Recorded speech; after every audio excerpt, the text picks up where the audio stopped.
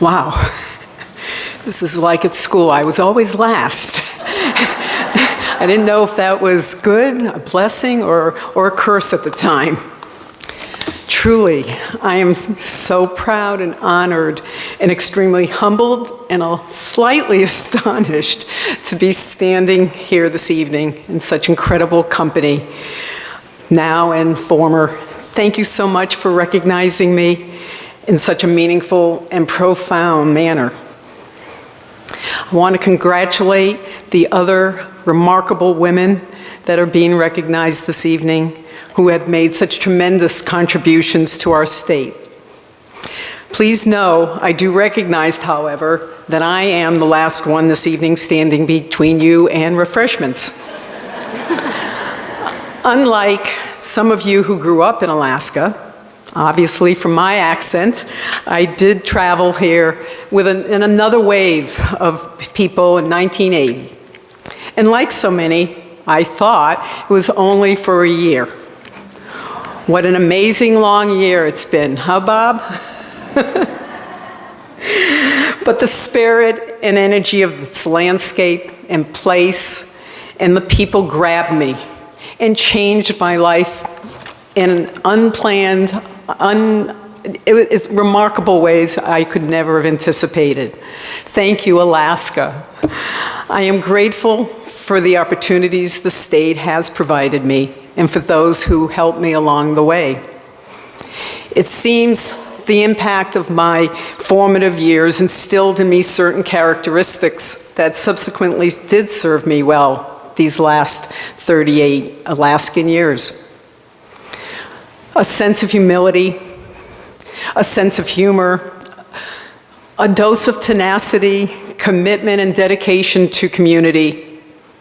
Yes, a sometimes too strong work ethic, a duty to help others, to be the best I can, to be accountable and take personal responsibility, and the voice in my head constantly from my dad, use common sense, Carol, finish what you start. I will always be grateful to my mother for exposing me to the arts and the richness of diverse cultures and ethnicities, world literature, and the natural world.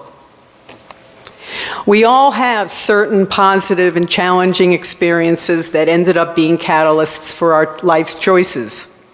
Paths were forged, which then led to forks to choose between. Examples, a few of mine, were watching my parents tirelessly work in their small retail store in Providence, Rhode Island, 6-7 days a week, and provided a window into their world through their interactions with their many customers from all walks of life. My time with the Girl Scouts, and thanks to the Girl Scouts for welcoming us tonight, the Girl Scouts had an amazing impact. It's where I developed persistence, which Robert may say is stubbornness and others view as visioning. I did enjoy almost selling the most Girl Scout cookies in the state of Rhode Island one year.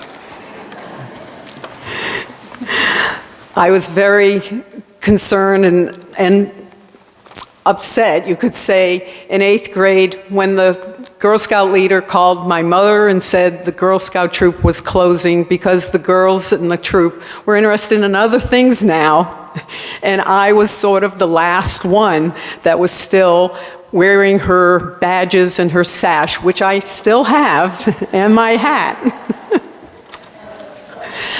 Libraries, wow. Books gave me another window into the world from Rhode Island, and I was able to travel endlessly through the many pages. One of my brothers last week, when I finally mentioned this award to him, made me promise and recollected that my path was forged again as a champion water skier. And then I taught water skiing for many years at various camps. Yes, the utter joy on kids' faces, especially Thomas Burby's. When he first got up on skis, it was life-changing, to say the least. There are many who have and still inspire and shape me, including several of you tonight. It makes this occasion even more personally significant. However, besides all of you, my mother and father, a woman I must recognize who passed away a year ago, another powerful role model in my life and endeavors. What a person, Mary Epperson, a force of nature. What a force she was. A remarkable, gentle, powerful woman, a pianist, music teacher, arts advocate, volunteer extraordinaire, the ultimate community collaborator, an eternal optimist, the most kind woman I ever met. Her deep faith in everyone's potential and my own was a gift that is still giving. She was passionate about education and making it accessible to all. Ultimately, I want to honor the too many women and children at the time in the early 80s, and most regrettably now, the survivors of life's uncertainties and violence. I met many in Homer and traveling around the state to other communities. I learned much from these women.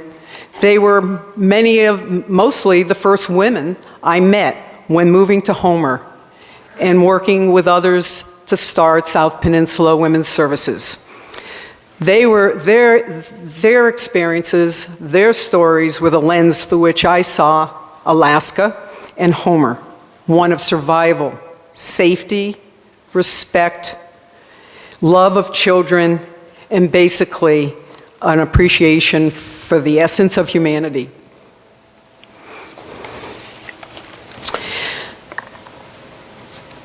There are so many of people that have inspired me.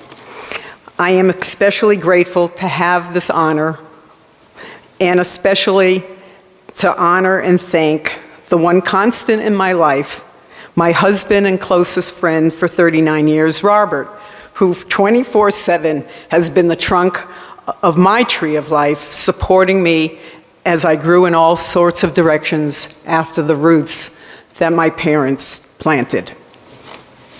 With humbling appreciation and admiration for all the others who are members of the Alaska Women's Hall of Fame, thank you again for this tremendous honor.